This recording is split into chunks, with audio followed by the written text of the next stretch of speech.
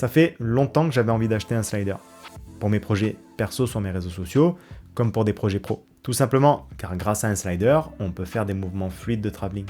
Alors, on peut très bien le faire avec un stabilisateur, mais le rendu ne sera pas aussi efficace, il faut bien l'admettre. Et quand on se filme tout seul, c'est encore une autre histoire. Donc, j'avais envie de me prendre un slider. Comme je suis seul la plupart du temps et que je me filme aussi, il me fallait de préférence un slider motorisé. Après quelques recherches, j'ai fait le constat suivant. Il y a sur le marché un seul fabricant premium à ma connaissance qui a l'air de faire des produits de vraiment bonne qualité, qui sont évolutifs, mais qui sont aussi hors de prix. Plus de 1000 € pour un slider basique motorisé, ça douille un peu. Et quand on tape slider motorisé sur Amazon maintenant, on tombe sur quelques références qui se ressemblent toutes plus ou moins. 2 tubes, un chariot au milieu, un moteur, et voilà.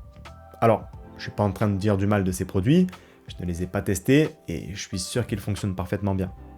Mais en poursuivant mes recherches, je suis tombé sur cette marque, Axoon. Ils sont connus notamment pour leurs produits Simo, mais ça on en parlera dans une prochaine vidéo. Et ils ont aussi un slider motorisé, le Top Rig, qui existe en 2 tailles, le S40 et le S60, pour 40 cm et 60 cm je suppose. Intrigué par ce slider, j'ai contacté la marque qui a eu la gentillesse de m'envoyer le slider dans son petit format pour que je puisse le tester. C'est donc de ça qu'on va parler aujourd'hui. À réception, le slider se présente comme ceci. Le packaging est plutôt simple et quand on ouvre la boîte, on trouve le slider, un manuel ainsi qu'un tournevis et une courroie de rechange. Et c'est à peu près tout. A noter que la version S40, celle-ci donc, est vendue sans housse de rangement. La version S60, la plus grande, est vendue avec une housse. Le slider se présente comme ceci. La partie de droite est réservée à l'alimentation et au contrôle. Pour alimenter le slider, on a plusieurs possibilités. La première, une alimentation classique 7,4 à 16,8 volts. La deuxième, via sa prise USB-C. Et enfin la troisième, avec une batterie NP. Ce qui est assez pratique, les batteries NP sont assez répandues dans le milieu du filmmaking, pour nos moniteurs ou nos lights par exemple, donc assez facile à trouver. En ce qui concerne les boutons de contrôle, on a un bouton on-off juste ici, donc une fois alimenté, il suffit d'appuyer légèrement sur on pour allumer le slider. Pour l'éteindre, un appui de 2 à 3 secondes sur ce même bouton. Une fois en route, il faut appuyer une fois sur le bouton marche arrêt tout en bas pour que le slider se calibre. Quand il a fait un aller-retour, le slider est prêt à être utilisé. Son fonctionnement est assez simple, il fait un aller-retour à chaque fois qu'on appuie sur marche. Si on veut faire des allers-retours à l'infini, le deuxième bouton à partir du bas permet de switcher entre boucle simple et boucle à l'infini. La molette juste ici permet de régler la vitesse de déplacement. Et enfin, le dernier bouton, celui-ci, permet d'enregistrer 2 positions. Et le slider fera des allers-retours entre ces 2 positions. Il peut bien évidemment être utilisé sur une surface plane, mais le truc pas mal, c'est qu'ils ont mis en dessous des pas pour des vis 1/4 et 3/8. Donc on peut y monter facilement une plate et le fixer sur un trépied. On y reviendra un peu plus tard dans la vidéo, mais ça c'est vraiment pas mal du tout, peut-être même ce que je préfère sur ce slider. Alors, en fonctionnement, ça donne quoi? Déjà, il faut monter une rotule. Un truc pratique est que la base du slider est une vis 3/8, ce qui est le standard sur nos rotules.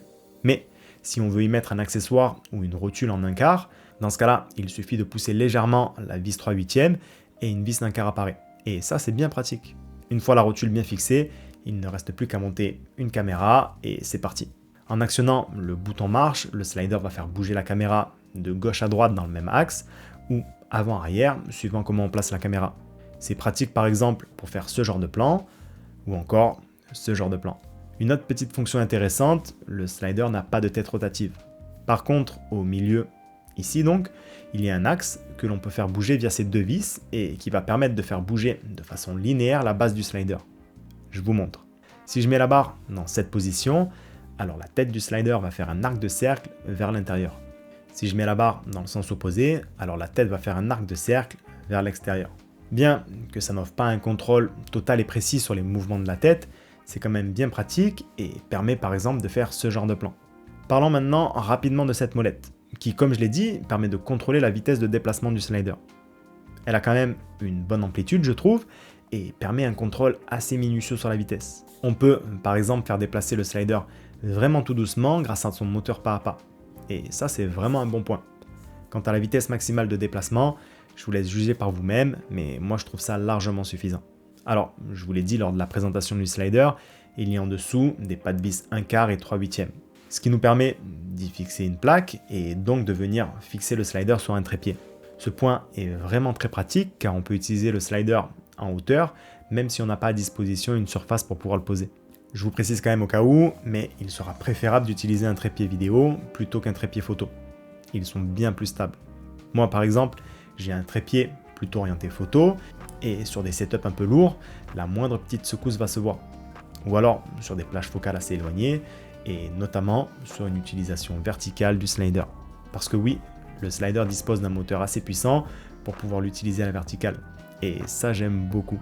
Et même sur des setups lourds, le moteur déplace la caméra sans souci. Par exemple, j'y ai fixé mon A7S III avec une cage et un 70-200, le slider n'a pas bronché et ça m'a même vraiment étonné. Alors, comme je vous le disais, mon trépied n'est pas adapté, donc j'ai pas mal de secousses, bien que certains plans restent exploitables avec une stabilisation, mais avec un trépied plus robuste, je suis sûr que ça passe sans souci. Et combiné avec ce que je vous ai présenté tout à l'heure, à savoir faire pivoter la base du slider en arc de cercle, on peut faire par exemple ce genre de plan. Bref, pour tout vous dire, je suis assez conquis et satisfait par ce slider.